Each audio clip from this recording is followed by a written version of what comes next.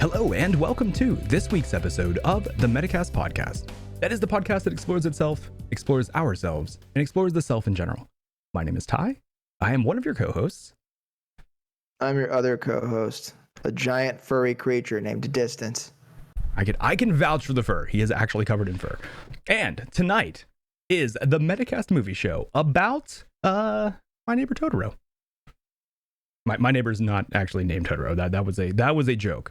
It was a bad one though. I'm scrambling because I have the wrong thing pulled up. There we go. Okay. Oh, you have the wrong thing pulled up. Yeah, that wouldn't be me. That's never you. It's never the wrong thing pulled up. No. All right. My Neighbor Totoro is a 1988 anime fantasy movie written and directed by Hayao Miyazaki. Is that my cue? Okay, sorry. Hold on. The stars whose names I'm about to butcher are Chika Sakamoto, Noriko Hidaka, Hitoshi Takagi. That's Totoro. The budget for this movie was about $3.7 million with a box office take of around $41 million.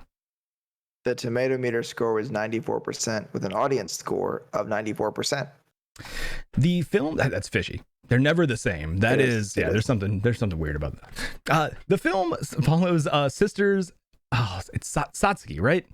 Satsuki. Okay. It looks like Satsuki. Exactly. But it's pronounced Satsuki. Yeah, I keep wanting to put a third syllable in there. Yeah. Follows sisters Satsuki and Mei, and tells their interactions they have with these friendly wood spirits that inhabit a house they move into. Basically, while their father is protecting them from their mother's illness in a hospital. This is a very interesting movie. Okay. Do you consider this a kid's movie? No. You don't? Okay. It's kind of like you know how they've got a lot of the Disney films and stuff. I know a lot of people that have kids that probably would have watched a lot of Disney films anyway. Yeah. And the kids are just a good excuse. So for me, this is a movie that kids, I think, could get into that is appropriate, I think, for kids. But I would consider it to be kind of, I would say it's a grown-up film too. It's a family film. We'll just call it that. Well, it's a movie for everybody. I guess I may have said that wrong because I do completely agree with that. But similar to the movies you pointed to, I do think that the main audience is children, but it's designed in a way that it can be appropriate for everyone. Like Shrek. You know, Shrek is definitely designed for kids to watch it, but they make sure to put enough stuff in there that any adults watching it are not going to be bored. With this movie, I think it's a little different than that because there is a lot deeper. I don't want to call this like Shrek. There's a lot more going on in this movie than Shrek. But with that being said, though, it does a lot of the time watching it feel like the main audience is intended to be children, and that a lot of the themes and what it's kind of saying is or more designed for children. But with that being said, I still really enjoyed it. And I don't think my verdict comes down to, did I enjoy it? It's should you watch it? My normal audience normally wouldn't watch kid movie or family movies, I would say, but I think this is a movie that you can get a lot from. It really is a movie for everyone. It is not just a kid's movie that is appropriate for adults as well. So I would have to give this a yes. I think this movie is phenomenal. The animation is great. The story is great. It is a masterpiece of animation, and I think it's great. How do you feel about it? I'd kind of go the other way with it. I think this is a movie that's intended for adults that's appropriate for kids. When you said you go the other way with it, I thought you were just going to give it a hard no. You're like, I hated it. No. Well, Princess Mononoke and now My Neighbor Totoro are the only two Miyazaki movies I've ever seen. Princess Mononoke was fucking brilliant. I thought you said you had also seen Spirited Away. Did I say that? I thought you said you saw it on a date. I might have been. Oh, dude. Oh, no, that was Princess Mononoke. Oh, I got that mixed up. Okay, yeah. Okay. I do get the two of those movies mixed up, though. Okay. Whenever I see Spirited Away, I'm like, oh, I've seen that. I'm like, wait a second. No, I haven't. Well, no, sorry. If I said Spirited Away, I meant Princess Mononoke. Gotcha. But if you I remember us talking about creatures and things, but Miyazaki does a lot of the creature like spirit stuff in pretty much all of the movies that he's done, or at least all the really well-known ones that I'm aware of, that I also haven't seen. But okay, well, Princess Mononoke, that was the one that I actually saw on a date. But the thing about that movie is that I wasn't particularly interested in anime at the time. And when I saw Princess Mononoke, I was like, wow, this is very different. Like, this is not the same. This is not what I was expecting. I thought it was going to be like Sailor Moon, where everybody has big eyes and this weird drop on their forehead for no reason. Um, but this movie, for me, it's to me, this movie is the definition of a feel-good movie. And I think that it's liberating in some ways because I think it can take older people kind of back to a different time when they say stuff like the granny from like the neighbor's family says something about like, oh yeah, the dust sprites, I could see them when I was young too, and like, and all this stuff that happens, and like the Totoro showing up, and like, you know, how all that stuff happens, which I'm not spoiling anything, that Totoro's on the cover. Yeah, So no Terry yet. yeah, we're not spoiler-terry. But for me, I just thought that they take themes that are really accessible and understandable for adults, and they put it in this package that kids can enjoy too. And I think that when you watch it as a young person, if you watch it as a young person, you'll see it completely differently as an adult.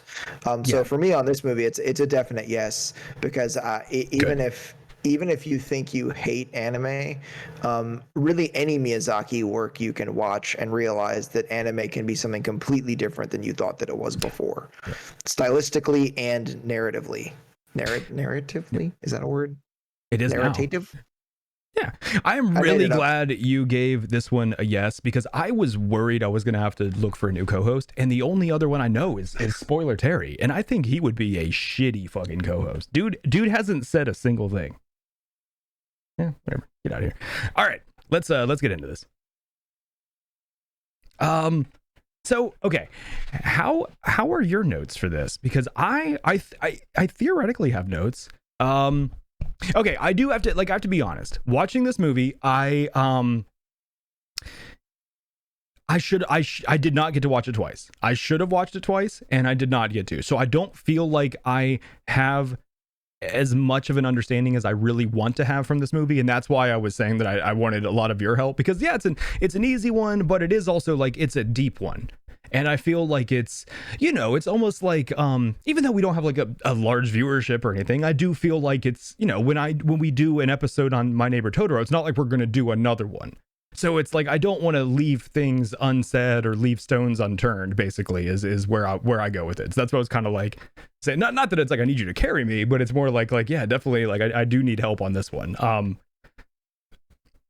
So in the beginning though, I thought it was really weird that we don't really get told anything about the mom's illness.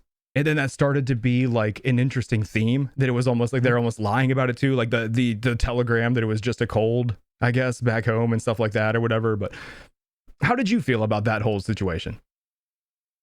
I kind of,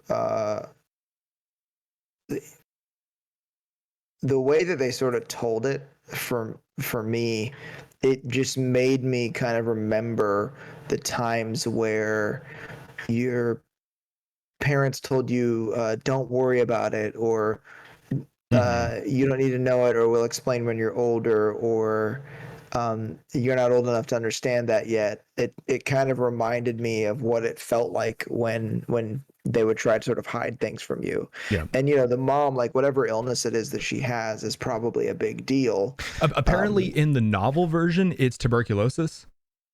Oh, But that's like it's kind of, I guess, apparently loosely based off of Miyazaki's own young life, where his father kind of like took care of I think it was him and his brother, or I think he had a sibling, I'm not sure, but either way, his father took care of him when his mother was ill with us. I think it actually was a variation of tuberculosis, if I remember correctly. well, I mean, that would explain a lot of what I got from the movie, because that would be an adult reflecting on his childhood. Yeah. And so do you know which dub you watched? Did you watch the one from 2005?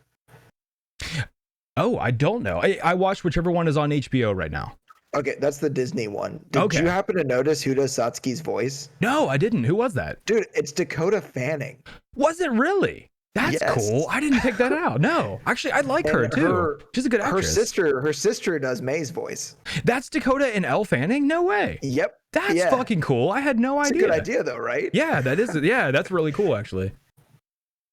So yeah. Do you know what ages they were when they were doing the voices? Dakota, don't ask me how I know this. Dakota Fanning is 26 now. So 20. Wait, 5. She would have been 16. Okay. So no, it was recorded. Wait, hold on. 10 years that would ago? be 21. Oh my God. How many years ago was that? Yeah, I'm when doing was the it math recorded? wrong. Hold on. I'm an idiot. How many years ago was it recorded? What was 2000? This is 2021. True. So no, that was 16 years ago. 16 years ago. Okay. So 2005. So she was 10. So yeah, okay. I was doing the wrong math. Like I was doing the wrong math the right way. And how much do you know how old Elle is now? I have no idea. She was in I Am Sam though, and she was pretty young in that. I thought that was Dakota. That was she's 22. Hold on. What? I get these sisters mixed up. So like the younger one, I swear there's only one Olsen. I mean, there might be. It might just be a conspiracy. Yeah, they now call her Elizabeth. For a while, she was doing a twin trick thing. Yeah, so she's okay. So it was Dakota. Now. It was Dakota in I Am Sam. Okay, so and she was Dakota, 20, so she was okay. 4 years younger. Then. Damn, so yeah, she was like 6 doing the voice. That's kind of cool. It's like a voice actor being that young. And those are pretty complicated lines for someone that young to be doing. I mean, they like a little kid saying them isn't, but like a little kid saying them as a character is pretty complicated. Yeah. But it's they're the only like really well-known, I think, people that did voices in the film. Okay. And the rest of the actors are just kind of either people that just do voice acting or they're just lesser known stars. You heard that. Rest of the actors, fuck you. We don't care. I'm just kidding. Yeah. I mean, we like it's bigger than the sum of its parts. That's I did think all the voice acting was great though. Like with that being said, so 2 of those people ended up going to be pretty big stars, and it's not like listening to the voice acting, it's 2 people stood out in quality as better than the others. So it's like, yeah, all the voice acting that I heard in this was top tier. So when I found that out that one of them was Dakota Fanning, I was like, holy shit, like who? And I was like, oh, Satsuki, it makes sense. But the thing that's really cool, I think, about this movie is that there's a lot of sort of touches that are like real camera work. They look like things that people would do like to get a shot. And that was something that in 1988, I think this was one of the few people that did kind of stuff like that. Because, Akira was from around the same time. Yeah. Around. And there were some pretty cool shots in that, but there weren't a lot of really theatrical looking things. And the way that they do shots of like the rice paddy with like rain droplets falling on it and things like that. Yeah. At the bus stop with the frog. Yeah. Miyazaki like, movies have a lot of that always. Like I remember that standing out in, I actually think it was Spirited Away, but it's like the way the food looks, and there were shots where it would like slide the food in and the steam would kind of rise off of it, and it looks like a food commercial, and it was like, wow, that's it was very cinematic for being like animated. Yeah. And you see that kind of thing a lot now. Yeah. But Spirited Away was what 2000 something. Ooh, you got me. It came out when I was still working at Blockbuster, I think. Everybody made a big deal out of it. 2001. And I wasn't but that was still, I mean, that's still 20 years ago. So I mean, that was still quite a while ago. That well, I guess that's when it was first released. That may not have been like the US release or any, like things. Yeah, it could have been a little different. True. But. And movies like that, like they probably set kind of the baseline for what a lot of the animation looks like now, for like what level of detail is now expected from the audience. Like there's the show Dorohedoro. It's a Netflix original. There's a character on there that just like loves gyoza and he'll eat the fuck out of it. Okay. Then you'll see like as he takes the chopstick and goes, you'll see the steam kind of trail off behind it. Yeah. Like as he's eating it, and you're just like, whoa, that's crazy. Well, the thing is, like, now that's a lot easier to do because it's mostly done digitally. But it's like this was all practical, or I don't know if it's actually called practical animation. I don't know if that's the term, but that did strike me watching this, thinking that it's like in 1988, it's like this is all, you know, hand drawn, hand painted stills, basically. Like that's real. And the one problem I did have with this movie came from that, which I know that's just an artifact of the time, but the frame rate kind of kills me. There's a lot of times when stuff is moving and you can visually see that it's just kind of flickering rather than it being like a smooth movement. What kind of TV did you watch this on? That might be okay. So I did watch it on a 144 hertz monitor, and I wonder if that had to do with if the frame. Yeah, I wonder if I should have watched on something with the frame rate being either 30 or 60 or something. Yeah, I only watch older stuff on like a 1080p like TV. Because like I bet you if you watched a Tarantino movie on 144 hertz monitor, it would look like shit. Possibly, yeah. I bet it would be terrible. It's just it felt like watching it like that. I did see like movement that was just kind of like, you know, but it's because like I'm saying, it's actual like, you know, hand drawn and hand painted stills, which makes it awesome. But yeah, I kind of like the way that the dad. Well, you know, actually, I'm curious. How did you read the mom thing? Like, what did you get out of that? I was more confused by it in the beginning because I thought I missed something and that I didn't know what the mom was sick with. And I actually kind of like went back and tried to figure out what was going on, and then picked up that it was like, okay, no, there's something bigger going on, and they're just trying to like protect the children from it. And I liked that as I started to get it because it solidified the fact that the children were using the memory, or excuse me, using their imaginations to escape that. And there was like this environment going on and this fantasy going on that was helping them deal with, even though they weren't aware 100% of what was going on with their mom, they're still scared. And obviously at the end, they're aware that there's some chance of her dying. Even they've said that multiple times. Yeah, there's a bit of a dichotomy there too with the imagination thing, because the way that their dad talks about it, it seems like he's not like complicit in the imagination. It seems like in some places he's making an acknowledgement of reality, because there's a scene where when they do the flying top thing with the umbrella, which was that not the most Mary Poppins thing you've ever seen in anime? Well, okay, I was about to say in anime, yes. I thought you were about to say the most Mary Poppins thing you've seen in a movie, and I was about to say, have you seen Guardians of the Galaxy 2? Because I'm Mary Poppins, bitch. Go ahead. Sorry. I do remember that. But there's a point where they're kind of on top of the tree with the Totoro, and it looks a whole lot like their dad as he's working. Yeah. It looks a whole lot like he looks up and he sees them and remarks like, "Oh." Yeah. And or like the part where they're, you know, the wife and husband, their dad, are in the hospital at the very end, and she's like, "I thought that I saw the girls like in the tree up there." He's like, "Well, as crazy as it sounds, you probably did." So it's almost like, well, yeah, because how did the corn get there?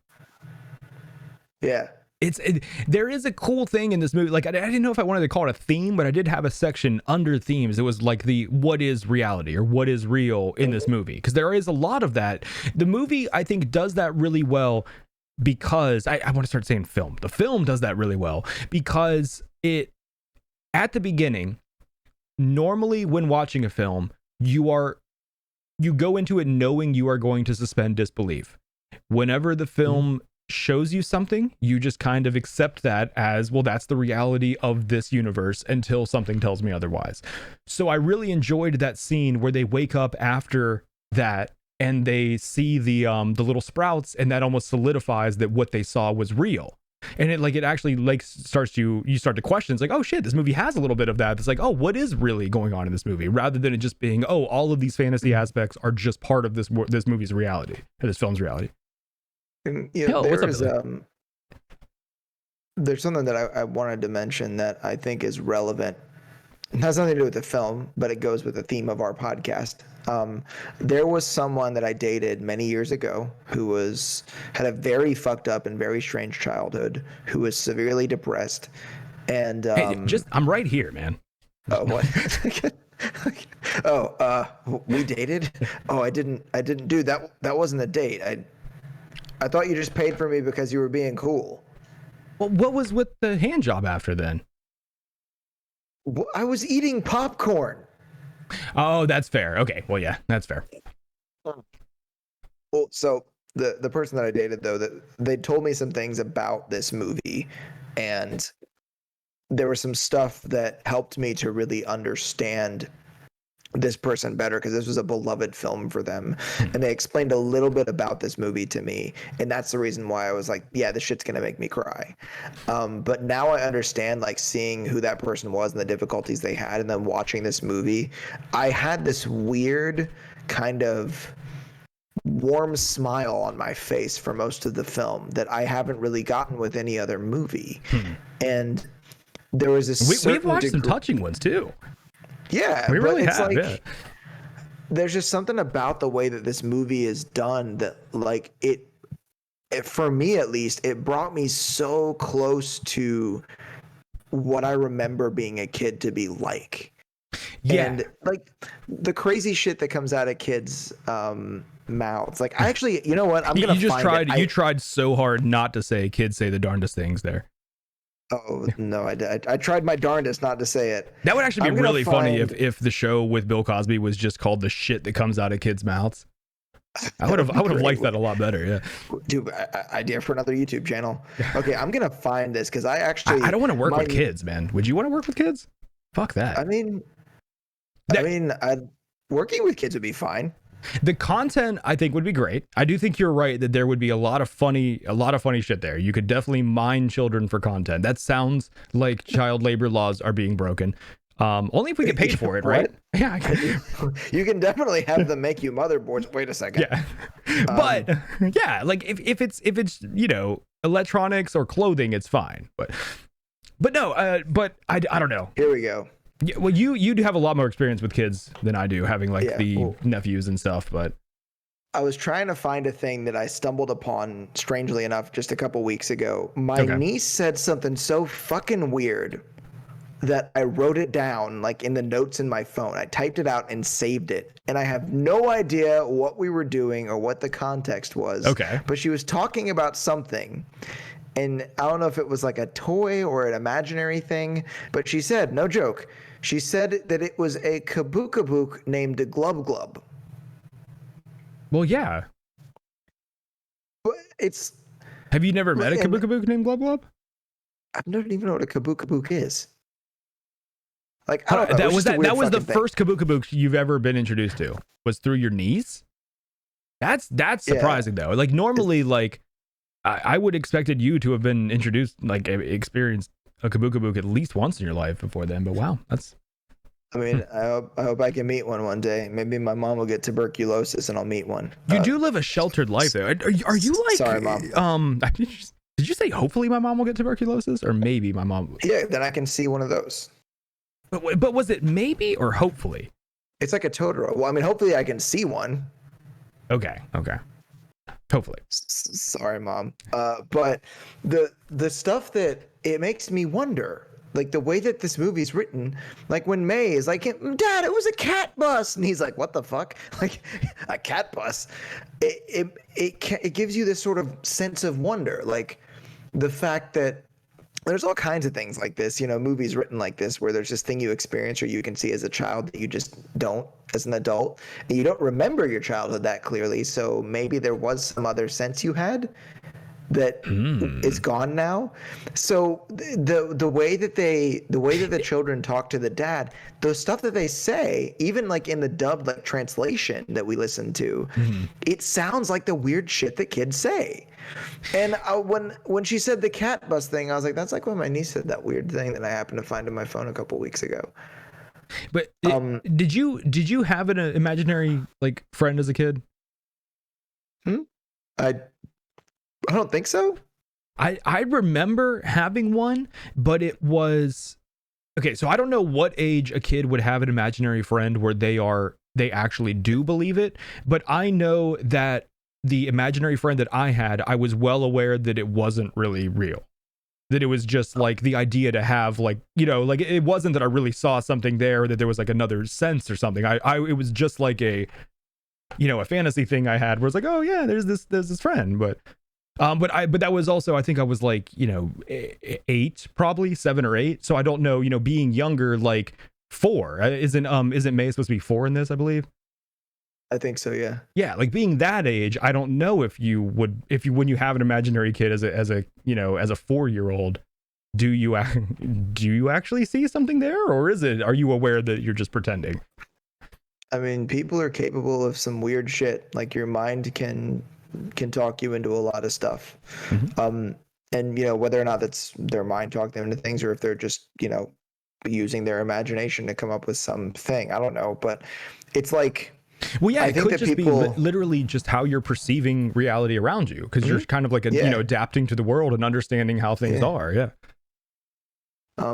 Or maybe some weird supernatural thing. I'm gonna lean toward your explanation, but the supernatural thing's fun. It is a lot more fun. Yeah, that's a much more fun answer. Yeah. But this movie really, like, I would. It seems like something, and I understand like why the severely depressed like person that I dated for a while would like this movie so much, because it's a movie that I think I would watch for going through a tough time. The idea is that their interpretation was that the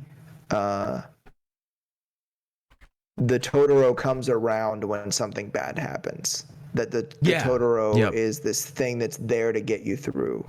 And and I didn't really understand. I thought that there was going to be some like awful like tragedy that happened. So I was just fucking waiting for the mom to croak.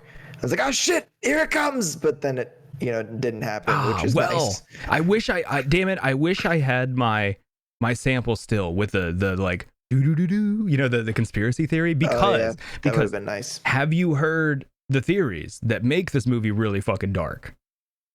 I'm gonna go ahead and say like that like really lame movie watcher thing that everybody says about any kind of art. I don't like to watch those because they like color my interpretation of the art, and I just want to be able to interpret it myself. Well, I haven't either. I haven't either, but I saw a few frames on YouTube, and I've seen, like when I searched My Neighbor Totoro review or whatever, I saw multiple videos talking about like Totoro is the angel of death and things like that, and one of them had like a really scary photoshopped version of Totoro and stuff. So what I'm assuming is, if like, okay, so my note even here for the end was WTF was that. The end of this movie was really fucking weird to me. I don't understand really how it wrapped up. The pacing seemed very strange. All of a sudden, like, the plot just kind of like wraps itself up to like a happy ending within like 3 minutes at the end, and it's like, what the fuck just happened? But so what I could think is that, like, so at the end, as you get out there, towards the end of the movie, May is missing.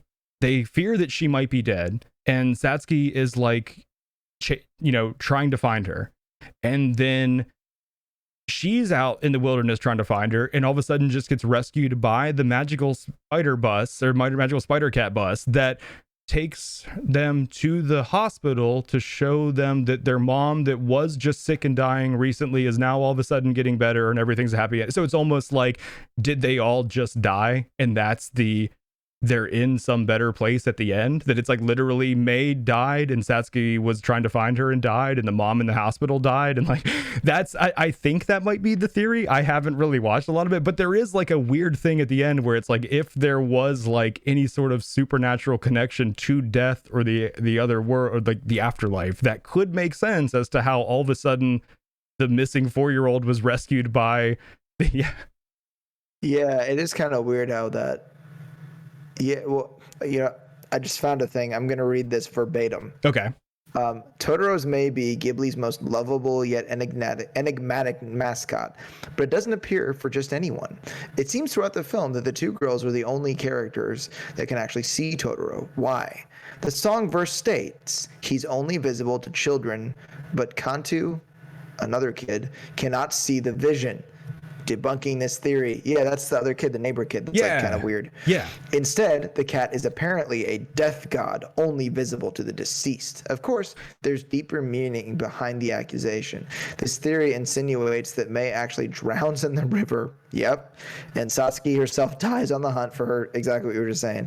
There's a parallel between this and the Sayama case. There's actually a Sayama murder case involving a 16-year-old girl, which is dark as fuck. Okay, I'm sure. Namely that the 16-year-old victim had an older sister who responded to a ransom note by showing up at the desired location with a stash of fake banknotes. After she learns that her efforts had been in vain, she committed suicide herself. Jesus. There's a few like a couple weird clues, because behind Granny in one scene, there's some kanji that says Sayama T. What is it? What's that mean? Well, Sayama is the name of the person that committed the murder. Oh. But I think that this is just okay. All right, you know what? This movie's ruined now. Yeah, that might be going out on a but I mean, like, it's not that I think that that's what the end really means, but I was, while watching it, just kind of struck by like, how did that wrap up? And all of a sudden, you know, everything's fine. Like nothing happens at the hospital, but all of a sudden the mother, who's, you know, we're kind of worried about the whole time, all of a sudden it's just like, oh no, happy ending, she's fine. I'm an idiot. I think Sayama is where it happened. Yeah. Okay. Sayama Prefecture region. That's not a person's name. Okay. I'm a moron. Well, it might be someone's name, but it's also the name of the place. So yeah, apparently there's a, yeah. Okay. But, I mean, that's just a little weird theory, but I mean, you know, I'm always, I mean, I was kind of kidding a minute ago, and I was like, I'm too good for that. No, I actually find it interesting when you show up with the fan theories, because they're always give another talking point or another dimension to whatever we've just watched. Yeah. And that is the cool thing about art, is it's that, like, you know, once you make it and release it, it is like all of ours. And unless you're George Lucas, and then you'll release another version years later that changes things. But with the most literal awful dialogue ever. Yeah, but no, normally though, it's like you release art and you may have an intention, but someone else's interpretation of it can be different, and that, you know, if they get something out of it, that's fine. I don't think there's any wrong interpretations of art. So I don't think that, like, even if that is not at all what Miyazaki intended with the end, I do not think anyone's interpretation of that is necessarily like wrong. It's just, you know, it may not be what the creator meant. And I think that, you know, just to your point, like, I think that's the reason why we both gave this a yes for should you watch, because you will get something out of it. And this is a movie that it allows you to interpret it in such a way that you can kind of, you know, get whatever it is that you're looking for. And a lot of the fan theories and like almost like weird conspiracies about creators, it's just people trying to really figure out what the creator was trying to say. But the best creators never fucking tell you. Well, and it's normally the cool thing too about that is it is nothing but like a what am I trying to say?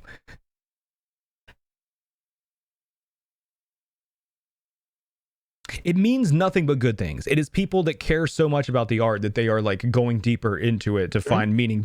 Like, you know what I mean? Like, yeah, I think that's what's so cool, is that it only happens with art that people really have a connection to.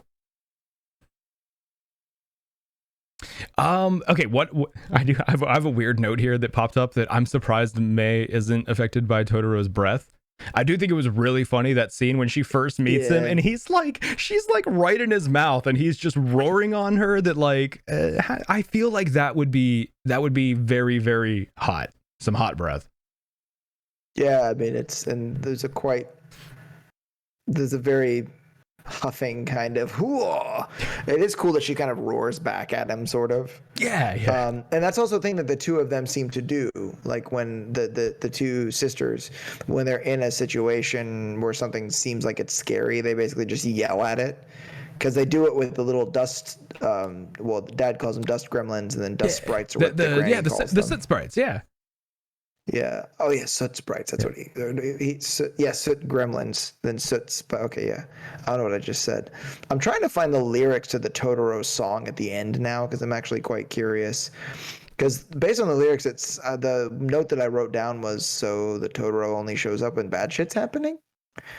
It seems true, Yeah. maybe, Yeah.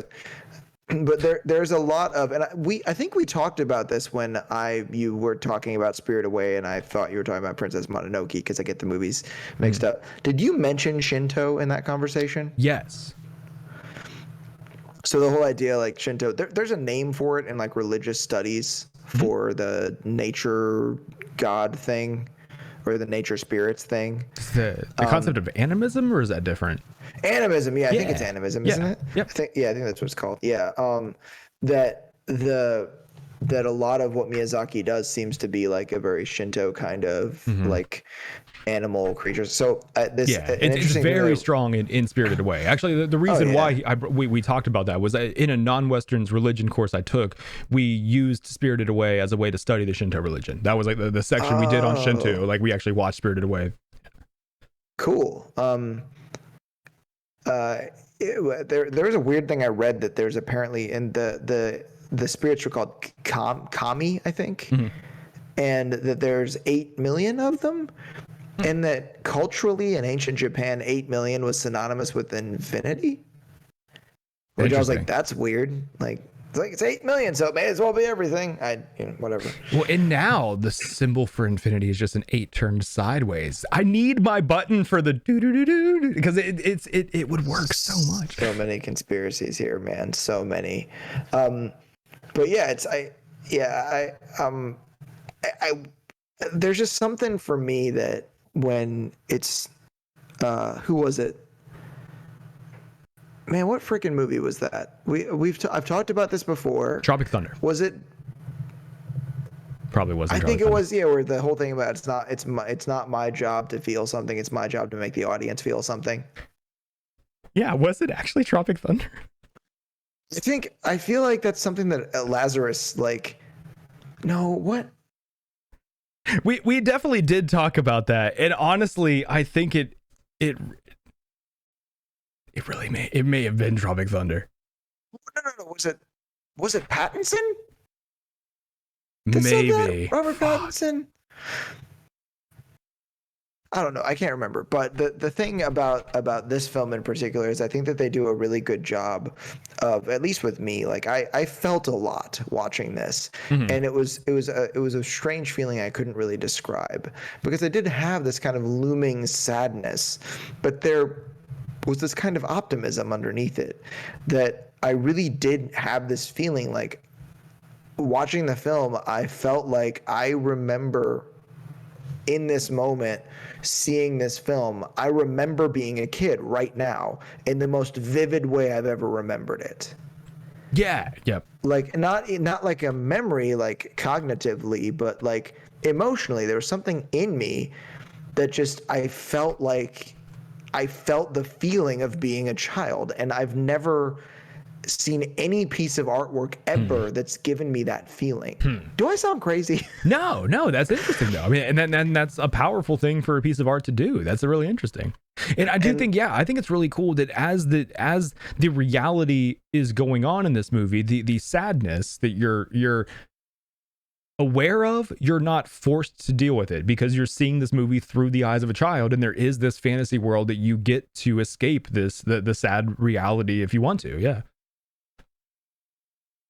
It's like the one thing you wish you had your entire life that you'll never really have, like a real, true, like escape, like you are in another reality that, it's, yeah. There was one scene in particular that, and oh, by the way, I did cry during this movie. Good. I did. Fuck yes. Yeah. How many? Oh, we need to do that for the wrap up at the end of the year. We have to do a cry counter. How many times did you cry? I have cried through a few movies this year, probably. And I said through as if like the entire time I was just like with a box of tissues. It's like, oh my god, these credits are so sad. Well, um, yeah, you know me. It's not hard. yeah, I yeah, I've gotten pretty emotional during a few of the films that we've done. I'd have to actually see the whole list to be able to pick them out. But there was one scene in particular that I felt like when they're walking and with their dad. I think it's when they're coming back from the bus stop. Which, by the way, was the cat bus not the weirdest fucking thing you've ever seen? Yes, especially because it had like 8 legs like a spider. That really weirded me out because it was like just close enough that my arachnophobia was like, furry thing with 8 legs, you don't like this, but it was also a cat and I really like cats, so I had this weird like confused feeling going on inside. It's like I don't know what to do. The first sound you hear the cat bus make sounds very cat-like, and my cat was actually asleep on my couch next to me, and he heard that and he was like, "What the fuck? That's funny. Like, was that a cat?" Do you want to hear what? Okay, I've got a funny story about my cat hearing things today. It has nothing to do with this movie, but I went with my wireless headset. I was listening to fuck, who was it? I think it was Infant Annihilator.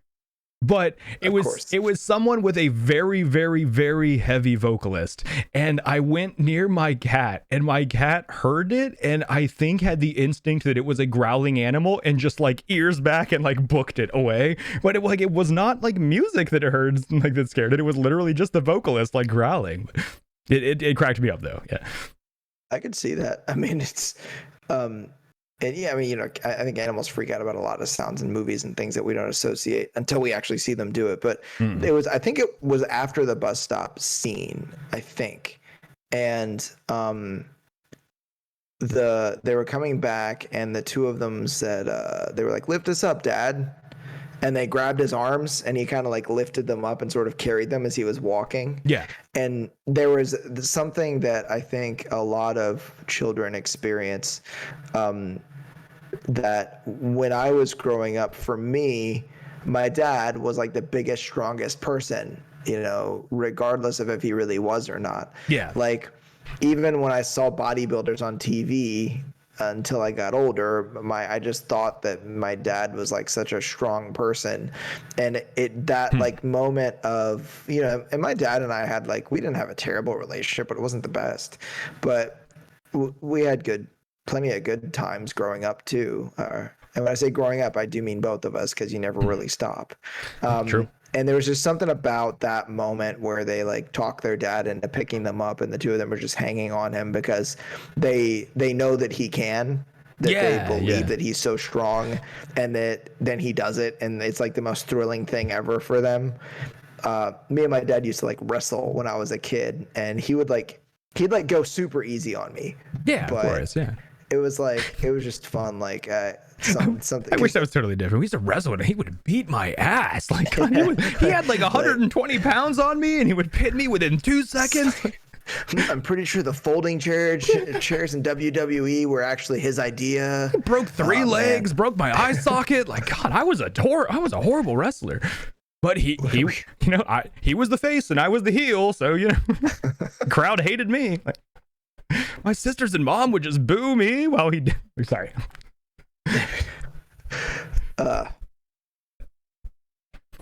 So I'm just. It does remind me of the same thing. Like I think all kids have that feeling of your parents being like super strong like that, but also just those little rituals of like a way your parent picks you up and carries you in certain ways. You know, it's like I had I remember always like coming out of a store with my parents, you know, like we'd be like at the grocery store or like, you know, Walmart, Target, a place like that. And it's like one would be on each side holding my hand. It's like they would like swing me as a kid. Like, yeah, stuff like that. Or like, yeah, it's just like all sorts of little things like that. I think all kids go through that. So yeah, it's like the moments like that of like the dad carrying them from the bus stop. Even if you didn't have that exact thing, it reminds you of something that you had in your childhood that was like that. Yeah, and I just, for me, it's weird because the movie, there's a lot of like sort of objective like stuff I could talk about that we usually talk about in movies, that, you know, like, but there's something for me about this movie. It was a very like emotional experience. I don't mean like crying or anger, but this bizarre feeling I just couldn't put my finger on. And that was like, for me, I think this is probably one of my favorite movies now. So you're like, is this one you like definitely going to put in your collection? Like you want to own a hard copy of this? And like, cool. Yeah, I found a steel case Blu-ray copy already. Oh, that's cool. Hell yeah. Yeah. So does it also make you want to see a lot more other Studio Ghibli or Miyazaki movies? Yeah. Actually, I re-signed up for HBO Max, and I just went ahead and prepaid for 6 months. And all the fucking Ghibli shit, like all the really well-known stuff, is like right there. And right now on Netflix, all of the like not big known stuff is on there. When I like went to Netflix and search, like for some reason when I went to search for My Neighbor Totoro watch online, the like top suggestion was watch on Netflix or is My Neighbor Totoro on Netflix? And like I went to my Netflix account and logged in, and then when I searched My Neighbor Totoro, like tons of other Ghibli stuff was up there, but not that one. But I was like, oh shit, there's a lot. Like because I knew of the, you know, like of course Spirited Away, Howl's Moving Castle, what are some of the other big ones? I forget, but you know, there's Howling something. Well, there's Howl's Moving Castle. You already said that. Howling Castle, yeah. But I mean, basically, there's like 10 or so, like 8 to 10 that are like very well known. But on Netflix, I was seeing like tons of stuff. It's like I had no idea this even existed. I'd never heard of this before.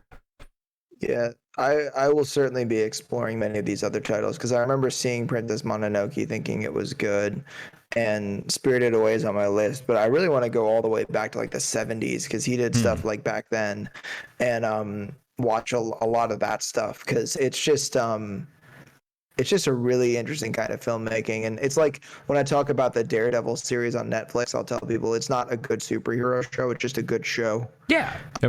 These Studio Ghibli movies to me are not just good anime, they're just good filmmaking. Exactly. And they just happen to be anime. Yeah, they just happen to be anime. And to me, it's something. This is a really good way, I think, to get people into anime that don't necessarily like it. And that's actually a big question I had for you. I know that you have certain kind of qualms, is that the right word, about like anime, that there's some stuff that you kind of like aren't into, like the super crazy, like weird emotionality and stuff like that. Yes. What did you think of it in this movie, the way that the emotions were kind of expressed? In this, I loved it in this. I mean, well, honestly, okay, so in this, I would be interested to see the subbed version just to see what the original voice acting was like and if there was any more of that. But I think with the one character that was incredibly over the top, she's a 4-year-old and it makes sense. So it was not like, you know, it's like when I'm seeing that from a like 18 to 20-year-old in an anime, it makes me feel a little different than from a 4-year-old. And I think that a lot of the dialogue in this was just, again, in the version that I watched that was, you know, Dakota Fanning and Elle Fanning, was very evenly delivered and just felt like you're saying, watching just a normal film. It did not feel over the top or super dramatic. Like, so it did not, I loved it. It did not at all give me the feelings that I've had where I've had other issues with anime. Is it, to me, the way that the emotions were portrayed, it was real, like, you know, like really real. And I'll tell you the scene that cried. It's when May starts crying at the end. Okay, or toward the end. That's fair. I completely lost my shit. And when Satsuki loses her shit because she seems like such a badass, you know? Yeah. Because at the beginning she's like, oh, let's go see what this is. And she's always like, it looks scary up there. Let's just scream into the darkness and go into the attic. Fuck it. But at the point where they portray a character as being kind of tougher, the crying that was done, or in this case, the crying that Dakota Fanning acted in that particular portion in the dub that we watched. Yeah. I was like, wow, like this is actually really tough to hear, you know, like I actually got pretty teary-eyed. I mean, I've never bawled during a movie, I don't think, except for Rudy. Oh, well, I'm just kidding. I've never, I actually don't even like that movie. I think it's awful. Yeah, I don't know. Where do you draw the line between into the microphone? Where do you draw the line between balls and crying? Bawling and crying. Bawling is like where you were just full on ugly cry, like hyperventilating, like, you know, making really clear vocal, like type noises and stuff like that. That's what I would call bawling. You know, so if you obviously, if you keep your face completely solemn and just one little tear comes out, that's not bawling. Yeah, but right. If you do like the Aragorn cry from Lord of the Rings, then no, that's not bawling. Well, yeah, like we've said before, that is the cry we strive for. That is the cry we want to have. But no, I'm talking more like you tear up a little bit, and maybe you have the quiver of your breathing. You get the, like it's not you.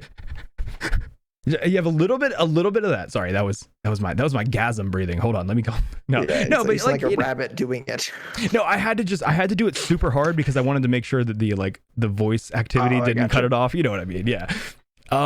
But you know what I mean. So that's not bawling, right? Do you have to audibly at some point for it to be bawling? Yeah, I mean, I would say that. Okay. So once the starts, it's bawling. As long as if you can make it through an entire crying session without like a high-pitched whining noise come out. Crying session? Oh, I mean, well, that's gonna bring us to the end of this episode. No, you know what I mean, like in one sitting, like one good cry. There is one thing that I would like to touch on that has nothing to do with this movie and has everything to do with another movie. What's that? We were going to do Outside the Wire this week, but yes. I watched it like on Sunday, I think. Thank you for being the guinea pig, by the way. Yeah, I appreciate that. Oh, yeah, dude, it was garbage. There's like nothing to talk about. There's this whole fucking dialogue at the end that's completely pointless. Well, however, we have proven that we can do an episode on a garbage movie and still find stuff to talk about. I mean, we they were trying to make that movie garbage. Are you talking about Greasy Strangler? Well, I mean, I'm saying we've done a few. I mean, okay, I don't want to call the newest Rambo garbage, but I mean that was it was pretty bad. It was pretty bad, but there was stuff there to talk about. We made an episode out of it. Like we had a conversation about it. It can happen, and honestly, I do kind of like that, the episodes where like we almost have to not struggle, but find something to talk about. Oh yeah, we struggle. That's the word, struggle. But I just wanted to mention Outside the Wire and just make sure everybody knows that I give that one a very strong no. You should not watch. I love it. Like, make sure dishonorable mention for this episode is Outside the Wire. Yeah. You would have been this episode. You just weren't good enough. Sorry. I'd like to dedicate this episode to how bad Outside the Wire was, and it's a shame because it's got really good actors in it. Everybody was great in the film. I do love Anthony Mackie. Like one of my favorite actors out of like newer movies. Like I've liked him in everything I've seen him in, which makes me want to not watch that movie. Well, I have a feeling that I have a feeling that wanted to change all the lines in the one dialogue at the end, because there's one point in the film that's supposed to be like this huge like understanding the character thing, and it's just a total fuck up. So yeah, that's all I gotta say about that. Don't watch Outside the Wire. It's garbage. Yeah, watch your time on it. Please. Watch My Neighbor Totoro instead. Yeah, agreed. Yeah, definitely watch this instead. You will actually get something out of this. Do you have anything else in your notes, or do you want to go to favorite line? I think I'd like to go to favorite line, and I have a feeling that maybe I say this every week. There's no way. I think this is really the week. We have picked the favorite. Or no, hold on. So 1 week we picked back-to-back lines. It was like my line was the call, yours was the response. But I thought we did pick favorite lines 1 week. It was just you picked the full version of it. I like abridged it. Oh, it wasn't. It was a movie with Tom Cruise and Emily Blunt. Yeah. Yes. Yeah. Yep. Okay. Yeah. So we have done. It has happened at least once. Yep. But there is no way you picked my favorite line. Mine was like almost a throwaway. I have a feeling then I'm getting closer and closer to thinking that we picked the same one. This might just be a contest to see who pulls it off better. Okay, well, you go first. Go for it. Okay. My favorite line in My Neighbor Totoro was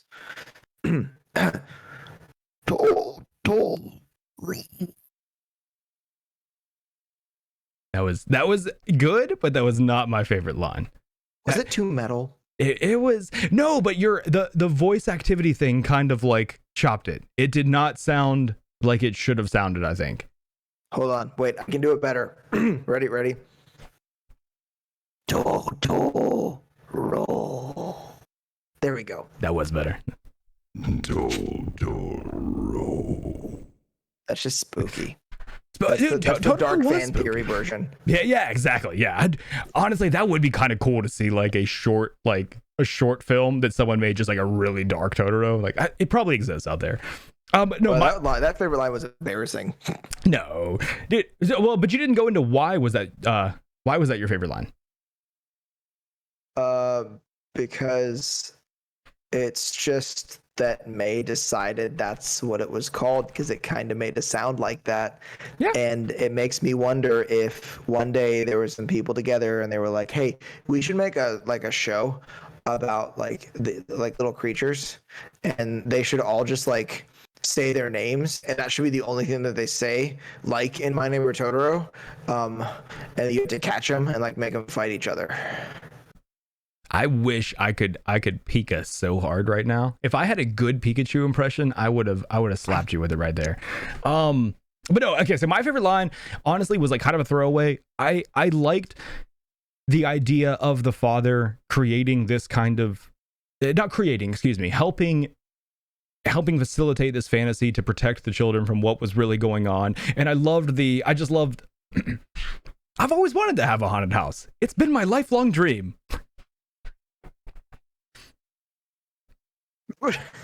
I loved that. That is a throwaway line. It was, exactly. But I loved like that. The idea I thought was really cool, and that line kind of encapsulated that idea to me. So it really, like, even though that line stood out to me, even though it was kind of like I was saying, yeah, just kind of a throwaway. So in chat, the Harmony J account, I don't know if I can whatever, you said it in Megan. Hi. You just closed it in the chat, so I figured it was okay. Apparently, Totoro is a mispronunciation of the word troll in Japanese. Really? I wonder how it's supposed to be pronounced. Can you type it how it's supposed to be pronounced? No kanji, please. We can't read that. Tororu is what it looks like. Bless you. Yeah, I looked it up. Toruru. Interesting. Toruru. I'm just butchering it. It doesn't matter. Well, this is worse than the names of the people in the movie. For next week, you have. Oh, sweet. This is you. Apparently, you nailed it. You nailed it. Megan said you nailed it. You have two choices for next week. I'm gonna make this really simple, really easy. It has nothing to do with watching Ben Affleck suck a titty, even though I can tell you really wanted to pick that movie. You said it was only because your mom may watch that episode. Yeah, I almost bit on that one. No pun intended. I'm sure. That was really good. No, but for next week, do you want to go normal or weird? You want a weird movie or a normal movie?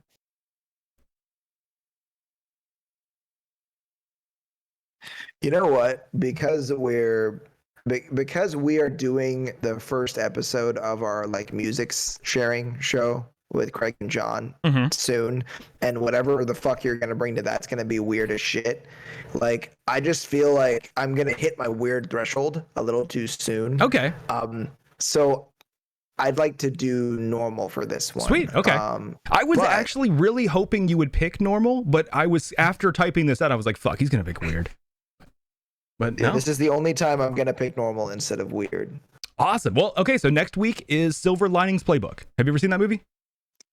I have not. I've heard a lot about it though. Okay, cool. It's definitely an older one. Silver Linings, I forget what year this was. 2012. Stars Bradley Cooper and Jennifer Lawrence. Kind of like romantic comedy. Normal. Yeah, so it is. Normal. Yes, it is. There is a little bit to it that is not just like the romantic comedy you would expect. I mean, there is like Bradley Cooper just gets out of a mental institution in the beginning of it. Like, he has like a lot of issues he's dealing with. There is like, it's not just your like cookie cutter rom-com, but it definitely is like, it is a story of, two people that are both really fucked up finding each other, and possibly like there being, them being able to find something beautiful even though they're both fucked up. It's cool though. I've always really enjoyed that movie, so I'm excited to see how you feel about it. But yeah, I'm interested. Cool. Oh shit. Megan, the Harmony J, that is, why did you change your name? I'm so confused by that. You had like something with Megan in it, and it was easy. But thank you for the sub. I appreciate that. Thank you. This is going to bring us to the end of another episode of the Metacast Movie Show. If you're watching this on YouTube and you've enjoyed the discussion, please hit the like button, subscribe to keep up to date, and comment below and tell us how you felt about My Neighbor Totoro. If you think we'd make good imaginary friends and you want to keep up to date, or even join us as a guest on a future episode, please join us on Discord. The link is in the description below. We'll be live next week on Wednesday at 7:30 Eastern Standard Time on Twitch TV /Tyler TV. Be there. So thanks everyone for listening, and I hope you guys have a great week.